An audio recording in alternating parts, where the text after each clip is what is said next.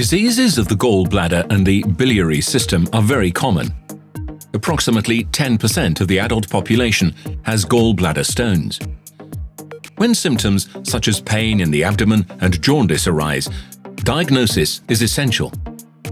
We know that 10% of all patients with gallstones become symptomatic at some point in their lives. This corresponds to 1% of the entire adult population. Ultrasound is a quick and most efficient diagnostic tool for detection of gallstones and the differentiation of possible other reasons for abdominal pain and jaundice.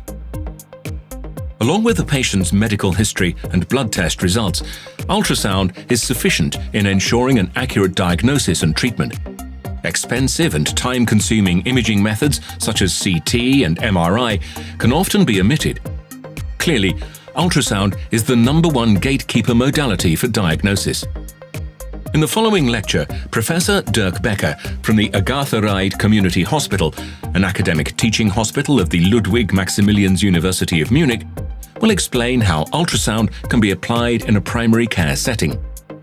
Here you will learn to image the gallbladder and the biliary system.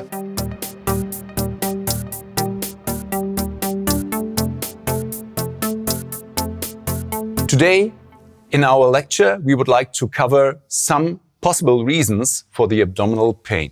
It can come from the stomach, as you see here. It can come from the biliary system, from the kidneys, from the liver, from the pancreas, and there also might be a reason that the abdominal pain is caused by a progressive disease coming from the big vessels inside the stomach, the aorta. But today, our lecture will cover the biliary system. The biliary system consists of the gallbladder and the large bile ducts. The bile fluid is produced in the liver and sent via the bile duct into the duodenum, where it is essential for our nutrition process. Abdominal pain can come, as I told you, from gallbladder, biliary system and other systems. But how can you know that the gallbladder system is affected? Of course, as every physician does, you have to take the patient's history. Then you have to check the laboratory findings. You have to do a clinical examination to see if there is any jaundice, fever, pain, especially pain on palpation in the right upper quadrant of the abdomen. In this image, you can see how often the biliary system is affected as a reason for abdominal pain. In my opinion, diseases of the biliary system are very common. We know that about 10% of the whole population in Europe has gallstones, but only 10% of these people with gallstones undergo what we call symptomatic biliary disease. They have pain from the biliary system. I want to show you the role of primary care ultrasound when a patient comes to your hospital or to your primary care unit and you have the suspicion that a biliary disease is the underlying reason for the pain. Ultrasound, from my experience, is the #1 imaging method for biliary diseases. For the detection of gallbladder stones, ultrasound has a very, very high sensitivity. It detects approximately, from my point of view, from my experience, 99% of all gallstones. This is not the disease when a gallstone is in the bile duct system, but in the gallbladder. The dilatation of the bile duct is very common when there is a stone in the biliary system. But as part of the biliary tree runs behind the duodenum, it cannot always be covered with ultrasound from the transabdominal scan probe, but it can be detected by seeing or by detecting a dilatation of the common bile duct, which I can show you a little bit later on.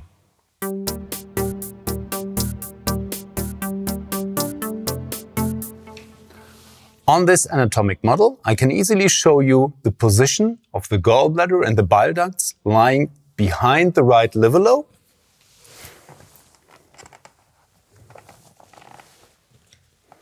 Here you see the gallbladder and the bile ducts. And these organs, or the part of these organs, are lying very close to other organs in the right abdominal area, like the right kidney, which is approximately here, the duodenum, and the pancreas, which is located right behind the stomach.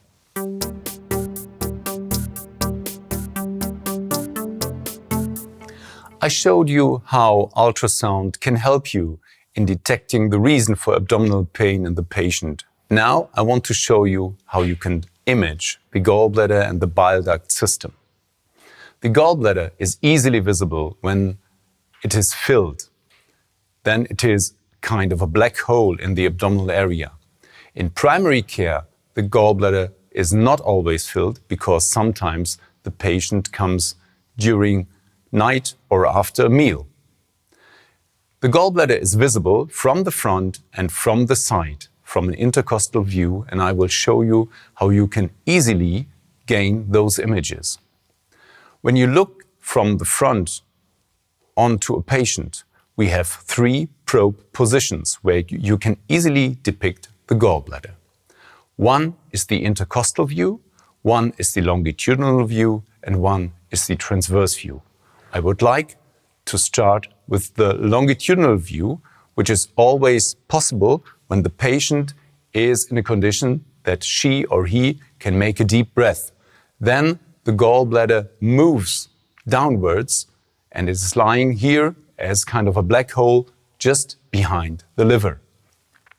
Turning the probe counterclockwise 90 degrees gives you an image about the gallbladder like that.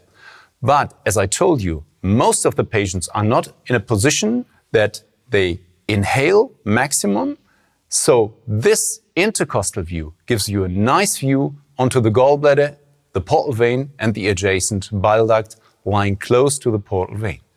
The bile ducts are normally very thin, having a diameter from 2 to 4 millimeters, lying partially behind the duodenum, and you can only see them in transabdominal ultrasound here in the intrahepatic part, lying close to the gallbladder, lying close to the portal vein, and sometimes here in the extrahepatic part in the pancreatic head.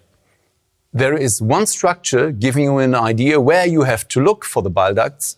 This is the portal vein. You can visualize the portal vein from the front and, as I told you, very important, from the side, intercostal view. The probe positions I would like to show you to depict and to visualize the bile ducts are a little bit comparable to those I showed you before to visualize the gallbladder. The intercostal view, and there is an oblique view here below the ribs. This is the standard oblique view below the ribs, where you can visualize the very thin common bile duct lying adjacent to the portal vein. This is the probe's position. But as I told you, as it is the case in gallbladder diseases, the patient has pain. Inhaling is not always easy. And then you can go to the side, put the probe here in an intercostal view, visualize the gallbladder, the portal vein, and the adjacent common bile duct.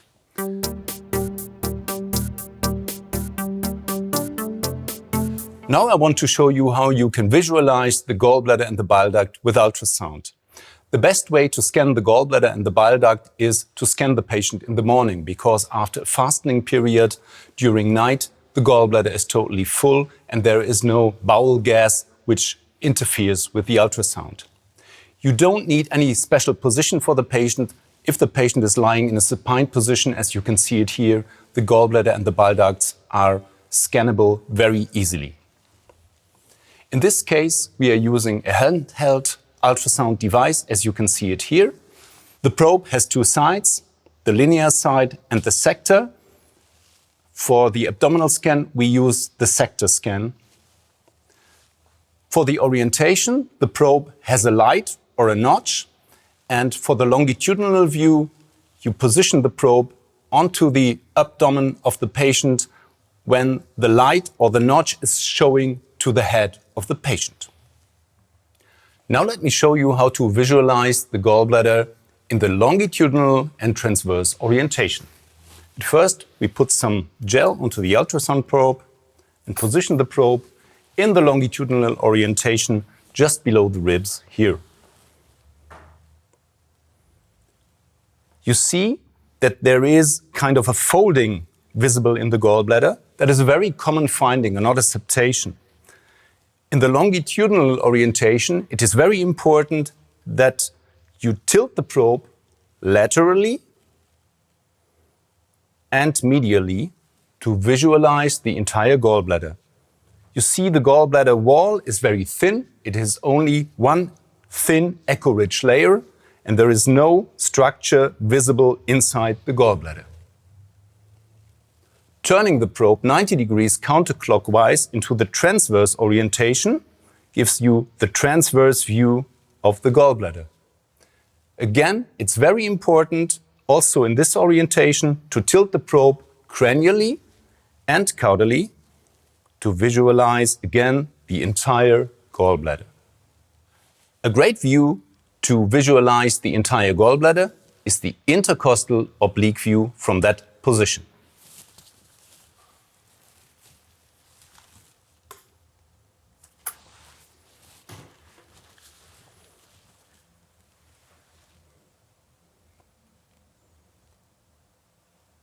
Here you can easily visualize the whole gallbladder from that intercostal oblique position. Again, tilt the probe cranially and caudally to visualize the whole gallbladder. When tilting caudally, the right kidney comes into the image field. Here, the whole gallbladder is easily visible with the thin echo-rich wall without echogenic structures inside the lumen of the gallbladder. After imaging the gallbladder, we move on to the common bile duct. To image the common bile duct, there are two major imaging positions. One is the subcostal oblique view in the upper right quadrant, as you can see it here, and the other one is nearly the same imaging position as it was for the gallbladder before, the intercostal oblique view.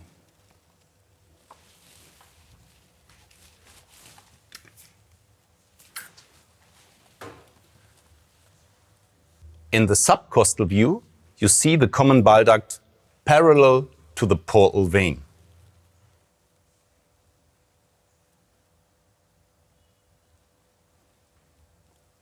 Maximum diameter of the common bile duct is 7 millimeters, and you can see that this common bile duct has a normal diameter of 5 millimeters.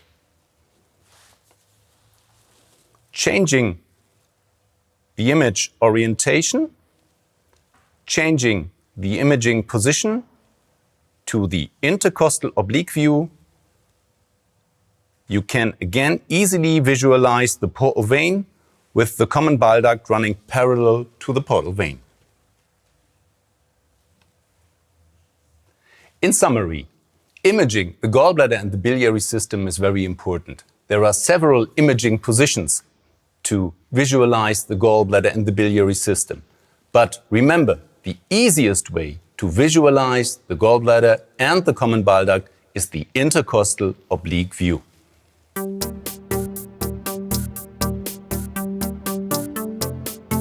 After telling you a lot of things about the theory, how to image and to visualize the gallbladder and bile duct system, I've got some cases for you to demonstrate the power, let's say it like that, of primary care ultrasound in different clinical settings. Gallbladder stones are a common disease, and if there are stones in the gallbladder, they can lead to severe problems. I would like to report this case of the 58-year-old lady. She had an acute onset of abdominal pain. The lady went to her primary care doctor, and he detected this here in the gallbladder. Beside the normal gallbladder fluid, there were these masses making a shadowing here in the lower part of the image. And when you see it here in the movie, these are gallbladder stones. So the clinical situation was clear. The lady underwent a severe colic due to gallbladder stones. What are we going to do as a doctor in that situation? We have to refer the lady to a hospital for a surgical intervention, and the gallbladder has to be removed. The next case can happen with or without stones. As you saw in the images before, the gallbladder wall was still thin. There was no sign of inflammation in the gallbladder. But when stones are inside the gallbladder, the next clinical situation can occur, which is a severe inflammation of the gallbladder. And this is visualized by a thickening of the normally very thin wall of the gallbladder. And here you see that thickening of the wall. And if this is a very acute onset, the thickening has the typical threefold layer.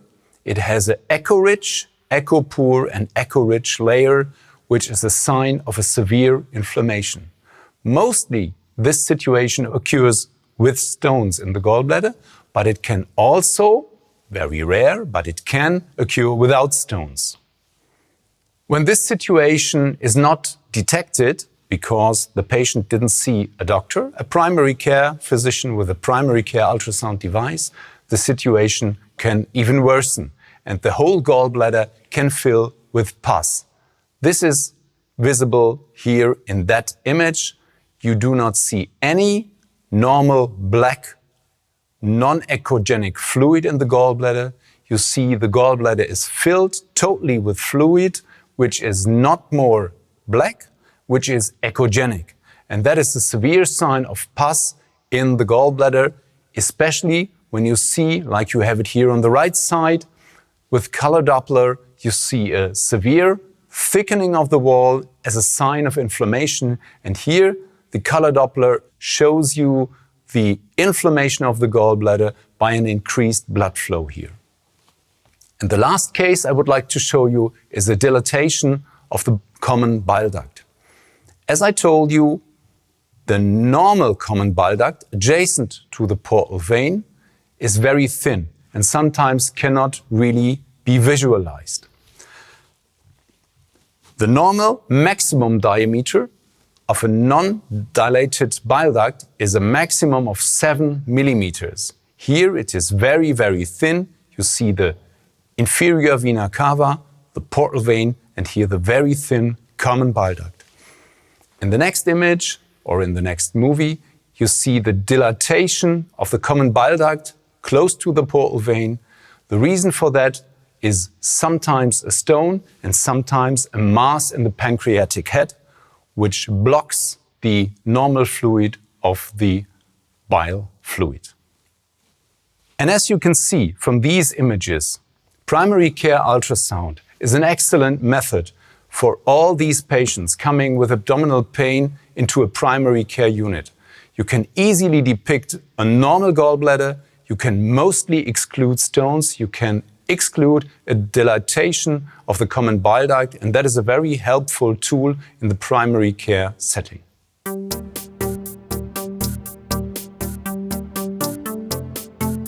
Primary care ultrasound is a must-have, must-do, must-learn.